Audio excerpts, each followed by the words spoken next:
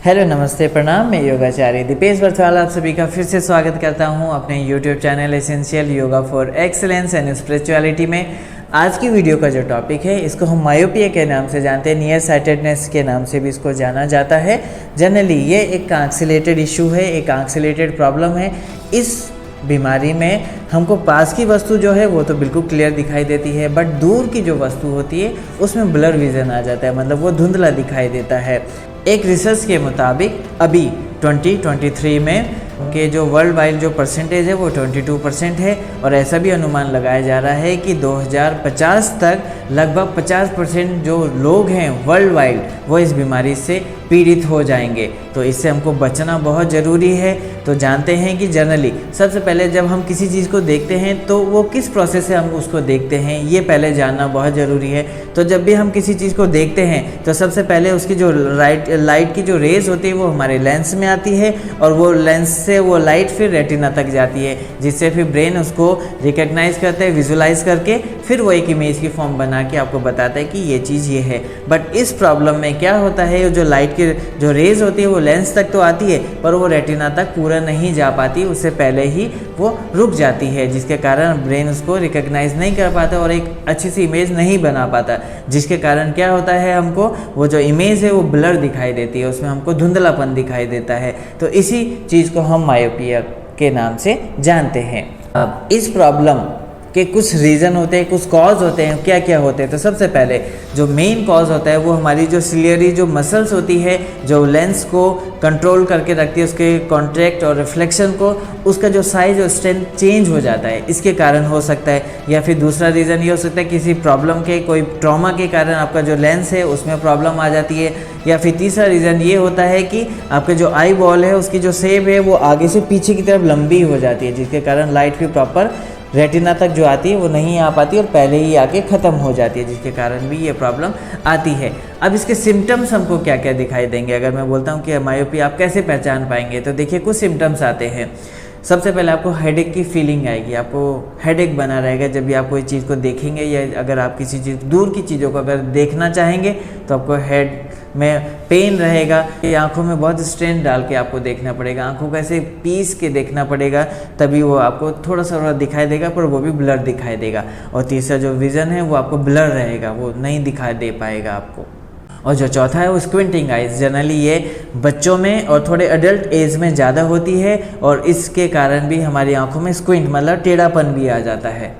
Myopia का जो risk factor होता है, सबसे पहले इसमें हमको जो छोटे बच्चे होते हैं, किड्स होते हैं, उनको बहुत ज़्यादा संभाल के रखना होता है, क्योंकि ये प्रॉब्लम उन्हीं मतलब बच्चों में ज़्यादा देखी गई है। दूसरा, अगर आपका स्क्रीन टाइम इंक्रीज़ हो गया, अगर आप स्क्रीन में ज़्यादा देर बैठे रहते हो तो भी एक रिस्क फैक्टर हो सकता है। या फिर डायबिटीज़ मेलाइटिस के अगर आप पेशेंट हैं तो भी आप पे रीज़न मतलब ये आपको आ सकता है। या फिर आपकी फैमिली हिस्ट्री अगर हो तो भी ये आपको होने के बहुत ज़्यादा चांस। सबसे पहले जो डाइट की बात आती है तो मैनेजमेंट में सबसे पहले आपको हेल्दी डाइट लेनी है, वो भी कैसे, विटामिन ए से रिलेटेड हेल्दी डाइट और सी से रिलेटेड। तो ए हमारी प्रॉपर आंखों में और विजन में काम करता है, उसमें आप आंवला ले सकते हैं, कैरेट ले सकते हैं, थोड़ा सा घी कोकोनट मिक्स करके ले सकते हैं।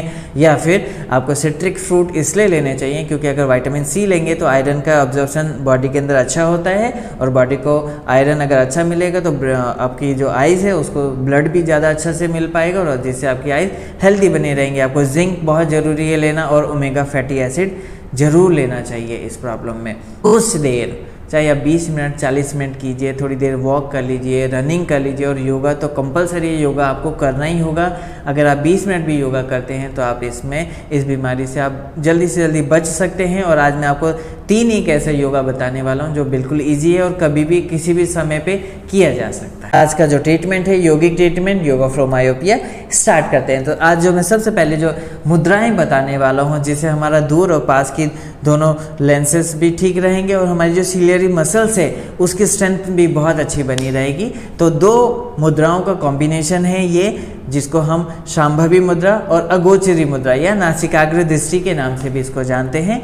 बिल्कुल नए हैं, बिल्कुल आपने आज तक ये मुद्राएं नहीं की है तो आप इसको हैंड सपोर्ट से करेंगे, और अगर आप इसकी प्रैक्टिस करते हैं तो आप फिर इसको डायरेक्टली जो उसका एक्चुअल जो पोजीशन है आप उसमें भी इसको कर सकते हैं। तो आइए स्टार्ट करते हैं। पहले बिगनर्स के लिए कोई भी एक हाथ ले लीजिए, thumb inside, make a fist tight, खाली फर्स्ट फिंगर को आप अपने ऊपर रखेंगे एक सीधा रखेंगे। अब इसको सबसे पहले 5 टाइम्स कैसे करेंगे, इसका जो लेवल है वो आपकी नोज़ की टिप के अकॉर्डिंग होना चाहिए और इसको ज़्यादा पास में न ला के दूर दूर करके इसी में फोकस बना के रखेंगे विदाउट ब्लिंकिंग योर आइज़। कोशिश कीजिएगा कि आइज़ ब्लिंक ना हो और इसको दूर ले जाके थोड़ी देर फोकस बना के रखिएगा।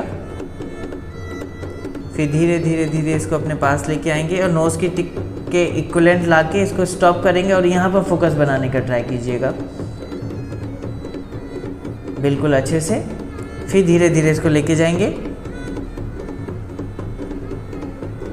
दूर तक लेके जाएंगे, जितना दूर तक हो सकता है उतना दूर तक without blinking your eyes. Focus straight बैठ के,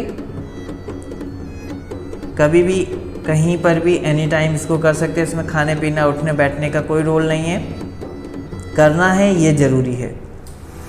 ऐसे 3 to 5 टाइम्स नोज़ की टिप में और फिर इसी लेवल पे आपके जहाँ पर ये आप तिलक लगाते हैं बिल्कुल in between your eyebrow, finger को लाके अब इसको कंसंट्रेट करेंगे, ऊपर की तरफ ले जाएंगे बिल्कुल और बिल्कुल दूर तक लेके जाएंगे फिंगर को। याद रखिएगा अब इसका लेवल चेंज हो चुका है, अब ये आपके इन बिटवीन योर आईब्रो के लेवल पे रहेगी। प्रोसेस सेम, धीरे धीरे लेके आएंगे, धीरे धीरे लेके आएंगे और फिंगर की जो टिप है वो उसको बिल्कुल आईब्रो की टिप में ले जाके रखेंगे, ऊपर को ही देखने का ट्राई करेंगे। फिर लेके आएंगे, दूर तक लेके जाएंगे, दूर तक।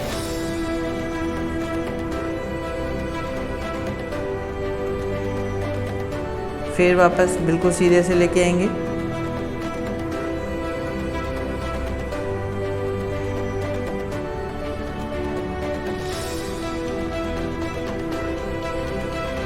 आइज क्लोज करके बैठेंगे आराम से। अभी स्टार्टिंग में सब लोग बिगनर्स हैं तो ऐसे ही इसको परफॉर्म कीजिएगा। अब जो दूसरा जो मैं आसन बताने वाला हूँ ये भी कॉम्बिनेशन है।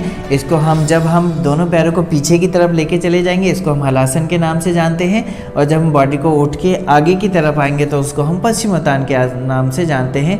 तो इस आसन के थ्रू हमारा ब्रेन की तरफ सर्कुलेशन बहुत अच्छे से हो जाएगा और जो हमारी मसल्स है, जो भी उसमें वीकनेस आई है या किसी रीज़न के कारण उसमें प्रॉपर सर्कुलेशन नहीं हो पा रहा है तो वो भी अच्छे से हो जाएगा। और हमारी फिर आइज़ की जो दूर की जो प्रॉब्लम है जिसमें हम विज़न हमको स्लो दिखाई दे रहा है, ब्लर दिखाई दे रहा है, वो बिल्कुल ठीक होनी चालू हो जाएगी। तो स्टार्ट करते हैं।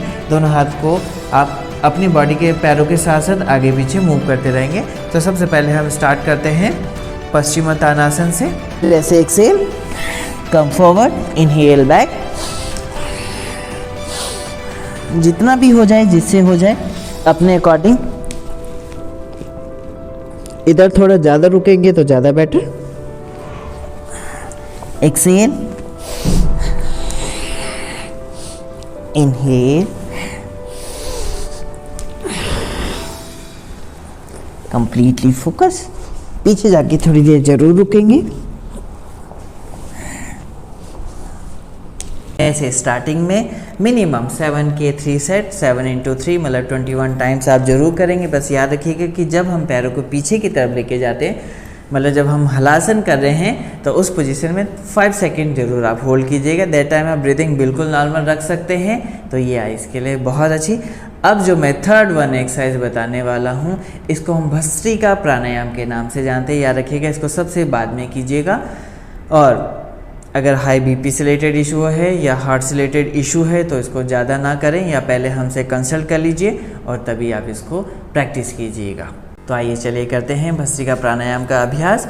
इस प्राणायाम में थोड़ा सा स्ट्रॉन्ग प्राणायाम है। इस प्राणायाम से हमारे जो स्कल का एरिया है, हमारे जो लंग्स है, इसमें बहुत अच्छे से सर्कुलेशन हो जाता है, ऑक्सीजन लेवल भी बहुत अच्छा हो जाता है और यही मेन चीज़ है हमारी आइज़ को अच्छा बनाने के लिए। इनहेल फोर्स, जब आप इनहेल करेंगे तो हैंड्स बिल्कुल स्ट्रेट जाएंगे ऊपर, बट जब नीचे आएंगे तो thumb inside, make a fist tight और फोर्सफुली डाउन करेंगे।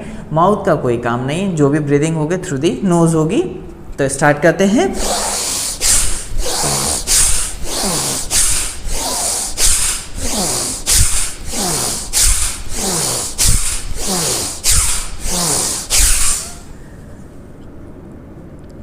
अभी ब्रेथ को आउट होल्ड होने दीजिएगा, थोड़ी देर इधर रुकिएगा। Feel the vibration inside.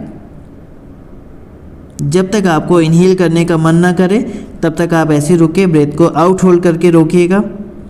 और जब आप इनहेल करने का मन करे, hold your breath in, feel the vibration inside.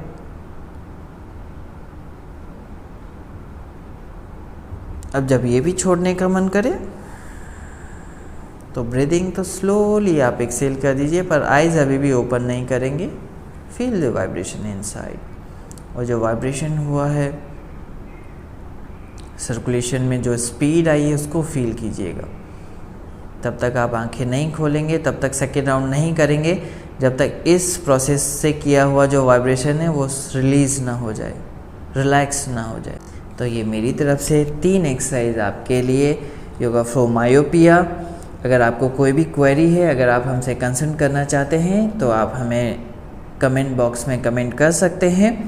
और अगर आपको ये वीडियो पसंद आए तो लाइक शेयर कमेंट कीजिएगा। Thank you very much. नमस्ते, प्रणाम।